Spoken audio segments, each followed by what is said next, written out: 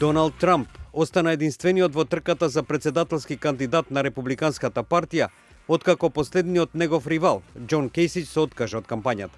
Сега Трамп се сочува со предизвикот да ги пополни длабоките пукнатини во партијата пред изборите во ноември годинава.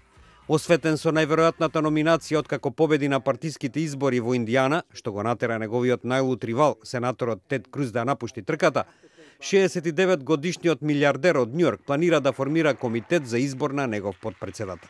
Тоа според експертите би требало да биде еден од потезите на Трамп да го вради единството во партијата пред председателските избори на 8 ноември.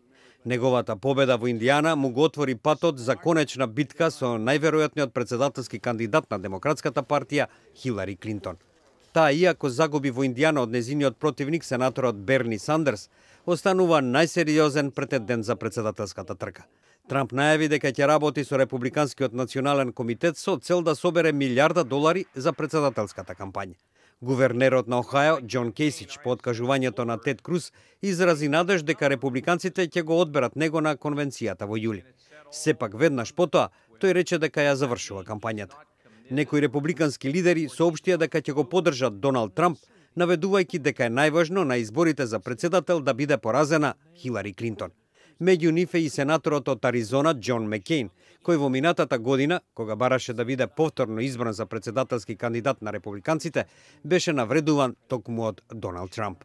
Сепак, раните од бруталната внатрепартиска борба се уште се длабоки и дел од републиканците не го поддржуваат Трамп во страхување дека тој ќе постигне катастрофален резултат за партијата во ноември.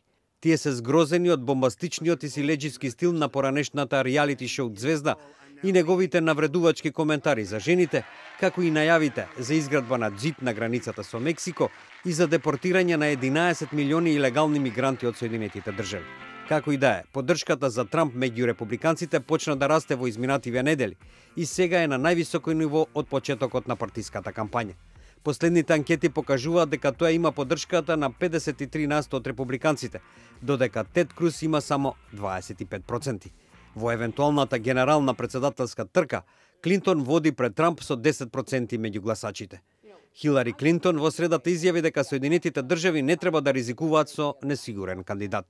Таа го критикуваше Трамп поради неговите ставови во врска со нуклеарното оружје и абортусот.